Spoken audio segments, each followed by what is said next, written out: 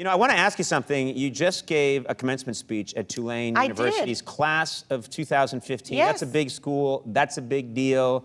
How nervous were you? Were you like preparing for this thing for a long time? Yes and no. I mean, yes and no to the preparing for the long time. Yeah. Yes, very nervous. It was, my cousin was graduating, so it was actually like a really wonderful reason to do it. I've never done it before. I know you've done it. It's a really big deal. Yeah, it can feel like a lot of, it's funny because you do shows day in, day out, but when you're asked to do something like that and you feel like, I'm going to be speaking to these kids just before they go off in the world, it feels like more pressure. And also, I know they wanted comedy, but I'm such a sap that I was like, well, I got to get the sincerity in there. And my dad had gone to Tulane, so it was like full circle. It was really like a family affair thing.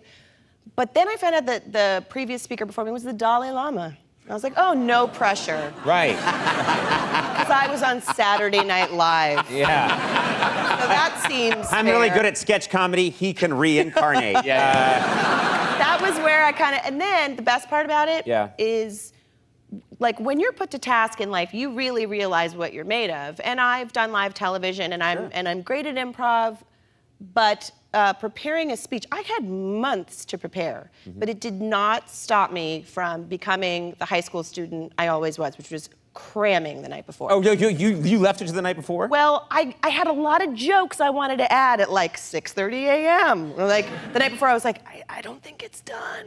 Right. It was really, actually, it was really nerve-wracking and it was really hard. The good news is that I got to make a joke about it. So part of the speech was I was like, I was writing it in the cab on the way here, but I kind of was. Were you actually like thinking while you were watching other people speak, oh, I'll switch this around, or hey, that's an idea? And then I did the horrible thing about the internet, because everything else about the internet is perfect, but the horrible thing about the internet... The only horrible thing. The only horrible thing about the internet was that you can see everybody else's commencement speeches and realize when they're in totality all said and done, like they look fantastic and perfect. Right. So I watched everybody else's, and then when I got to the rehearsal, the president of the school said, can you believe it? Everyone's talking, they're talking about it on CNN, and it was a picture of like, who's gonna give the best commencement speech? And it was a picture of me with like a fake graduate's cap on next to like Obama and Stephen Colbert. I was like, yeah, I wonder who's gonna give the best speech. I think we all know it's not the lady. That's not true. I don't mean because I'm a lady, I mean because I'm me.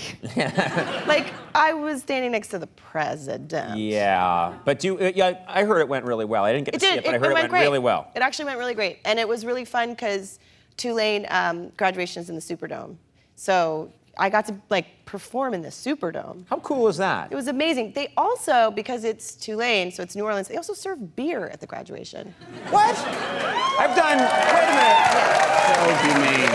So humane. So humane. That's what education The crowd goes wild. It's at 10 a.m. That's fantastic. So like you see people with their cups. So the year before was the Dalai Lama, like, he had a beer helmet. He had a beer helmet. Oh!